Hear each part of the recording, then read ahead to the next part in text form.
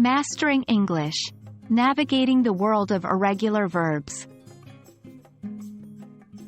Hello, language explorers.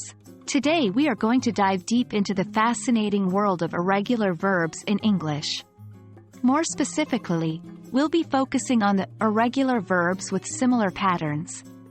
By understanding these patterns, you can make learning irregular verbs a much easier task. Irregular verbs, as the name implies, don't follow the usual rules for verb conjugation.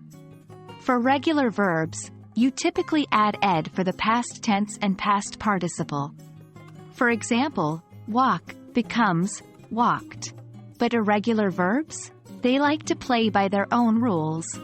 For example, the past tense of go is went, not goed.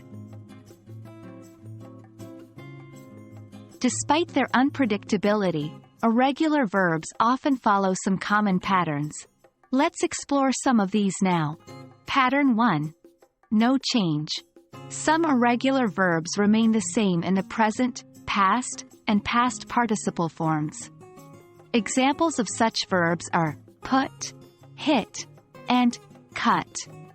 Example sentence: Yesterday, I hit the ball just like I hit it today. Pattern 2. Two-way shift. These are irregular verbs that have one form in the present, but share a common form for the past and past participle. Verbs such as get, which becomes got, for both past tense and past participle, follow this pattern. Example sentence: I got a letter in the mail today that I got last week. Pattern 3. Three-way shift. Here, the verb has different forms for the present, past, and past participle. These are verbs like go, which becomes went in the past tense, and gone in the past participle.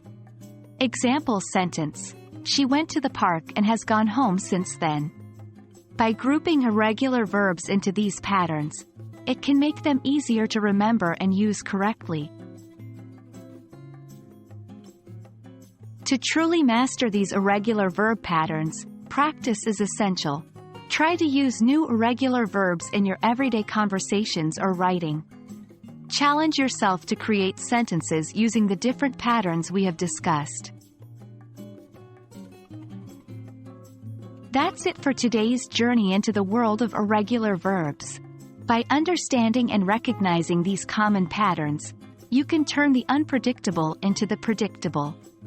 As always, keep practicing, and soon these irregular verb patterns will become second nature. Remember, learning a language is a journey, and every step you take brings you closer to fluency. Keep exploring, and we'll see you in the next video.